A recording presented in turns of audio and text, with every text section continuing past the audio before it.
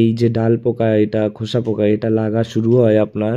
মানে শীত গরমের ওয়েদার থেকে যখন শীতের ওয়েদার শুরু হবে সেই সময় এই ডাল পোকা বেশি অ্যাটাক করে, এবং যত শীত পড়বে এদের আক্রমণ তত বেশি হয়, এবং গরম যত আস্তে আস্তে গরমের দিকে চলে গেলে এই পোকার চাপ অনেক কমে যায়। তো এই পোকা আপনার যদি পাতার তলায় একবার অ্যাটাক করে, দেখবেন পাতার তলা পুরো একদম লাল মানে ডাল ডাল টাইপের পোকা পুরো ভরে গিয়েছে, আর পাতাটা আপনার খসখসে একদম শুকনো হয়ে যাবে, খড়খড়ে হয়ে যাবে, হলুদ কালারের হয়ে যাবে, যেন মনে হবে গাছে হাজা পচা লেগে গিয়েছে। তো এরকম অবস্থায় অনেক চাষি ভাই হাজা পচার ওষুধ শুধু স্প্রে করে, বলে গাছে হাজা পচা লেগে গিয়েছে। অনেক চাষি ভাই জানে না, কিন্তু এই ডাল পোকা পাতার তলায় লেগে পাতার তলায় এরা যখন অ্যাটাক করে এবং এরা পাতার রস চুষে খায়, ক্লোরোফিলের রস চুষে খেয়ে নেয়,